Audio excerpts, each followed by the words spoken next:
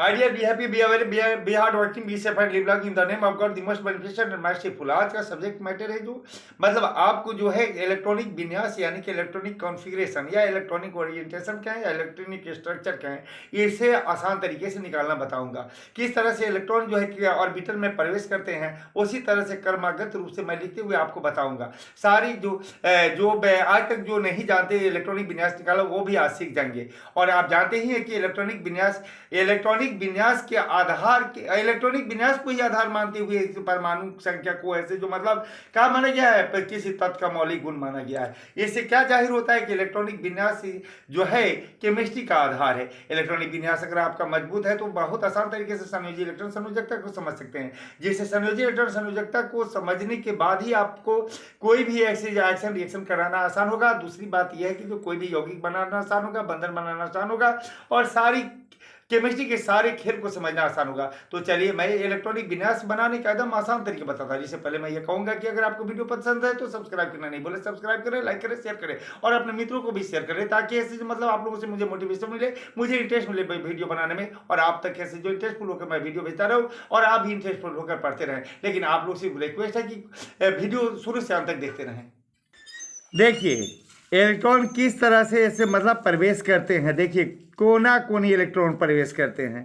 Electron जो है कोना कोनी प्रवेश करते हैं ऑर्बिटल में।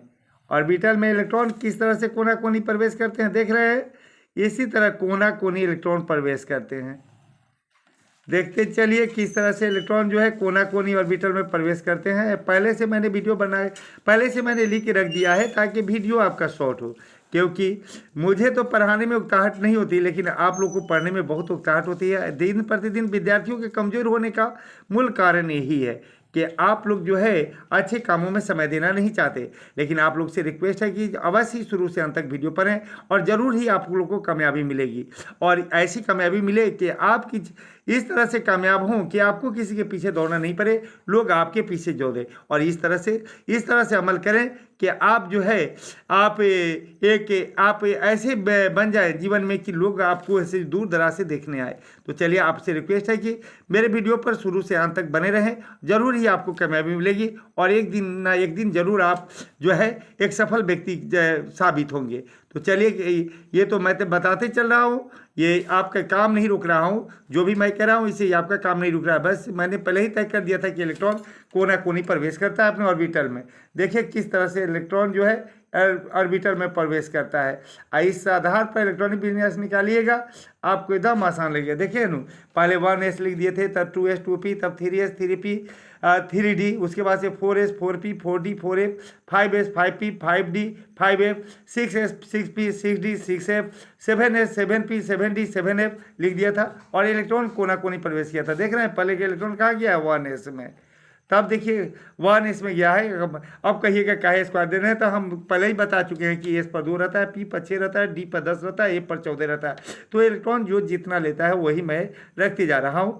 तो अब उसके बाद से इलेक्ट्रॉन कहाँ गया 2s में, और s कितना लेता है 2, तब कितना, तब 2p में गया।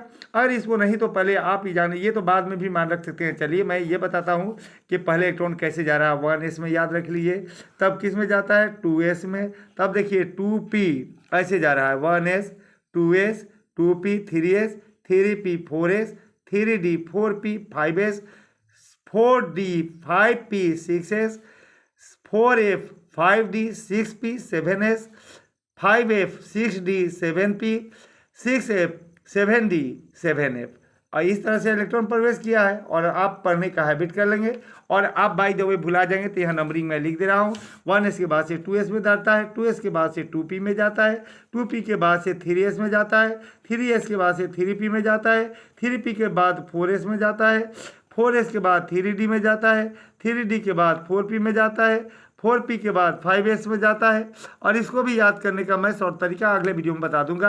5s में जाता है, 5s के बाद 4d में जाता है, 4d से 5p में जाता है, 5p के बाद 6s में जाता है, 6s में जाता है, 6s के बाद 4f में जाता है, 4f के बाद 5d में जाता है, 5d के बाद 6p में जाता है, 6p के बाद 7s में जाता है, 7s के बाद 5f में जाता है, 5f के बाद 6d में जाता है, 6d के बाद 7p में जाता है इलेक्ट्रॉन। और 7p के बाद 6f में जाता है, 6f के बाद 7d में जाता है, 7d के बाद 7f में जाता है। और अब मान लीजिए का हम इलेक्ट्रॉनिक विन्यास निकाल कर आपको बता रहे हैं। जैसे मान लीजिए कि Zn, इसकी परमाणु संख्या 30 है, तो पहले देखें किस में गया 1s में, तब किस में जा रहा है 2s में, तब देख रहे हैं 2p में जा रहा है, 2p में जा रहा है, तब 3s में जा रहा है, तब 3p में जा रहा है, तब हो गया कहाँ 4s में जा रहा है। तो पहले इलेक्ट्रॉन देखते चले। s2 लेता है दे दीजिए, s2 लेता है दे दीजिए, p 6 लेता है दे दीजिए, s2 लेता है, p कितना लेता है 6 लेता है, और s2 लेता है। देख लीजिए 30 इलेक्ट्रॉन तक कहीं खत्म ना हो गया हो। तो 2 2 4 6 10 2 12 6 18 या 2 20, लेकिन अभी नहीं खत्म हुआ है, हम लोग सेटिस्फाइड हैं। तब इसके बाद से 4, इसके बाद से देखें 3d होता है, तो 3d लिख लीजिए। अब शायद खत्म हो गया। 2 2 4 6 10 2 12 6 18 और 2 20 और 10 30, 30 था इसके पास, खत्म हो गया। तो देखिएगा आप समझिएगा कि लास्ट में 3d लिखाया है तो बाहरी से यही होगा, नहीं, नंबर यहाँ रहता है, सेल का नंबर ये साइड में लिखा रहता है, साइड में नंबर लिखा रहता है, ऊपर लिखा रहता है इलेक्ट्रॉन का नंबर, तो इलेक्ट्रॉन लिखा रहता है। तो देखिए साइड में सबसे बड़ा नंबर कौन दिखाई दे रहा है 4, तो इसलिए समझिए ये कि 72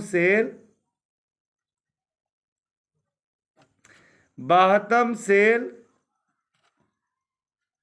या 72 कक्षा,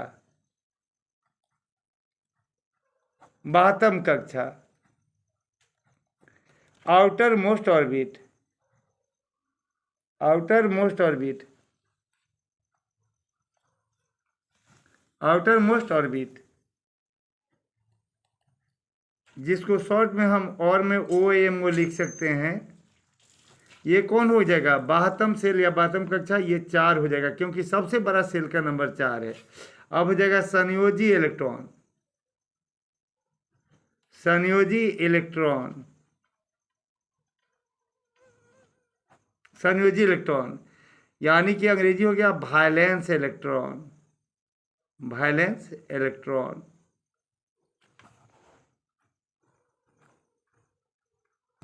और में शॉर्ट में क्या हो जाएगा VE। तो 72 सेल कौन है, जो 72 सेल होगा, 72 सेल हमारा कौन है, 72 सेल हमारा 4 है, 72 सेल 4 है, तो 4 में देखिए कितना इलेक्ट्रॉन है 2, तो यही हो जाएगा संयोजी इलेक्ट्रॉन या वैलेंस इलेक्ट्रॉन 2। अब रहा कोर इलेक्ट्रॉन, तो कोर इलेक्ट्रॉन बराबर क्या होता है, कोर इलेक्ट्रॉन बराबर होता है Z minus VE, Z minus VE। तो Z परमाणु संख्या तो 30 और V माने वैलेंस इलेक्ट्रॉन तो 2, बराबर हो गया हमारा कितना 28। अब बाकी बातें अगला वीडियो में बताएंगे।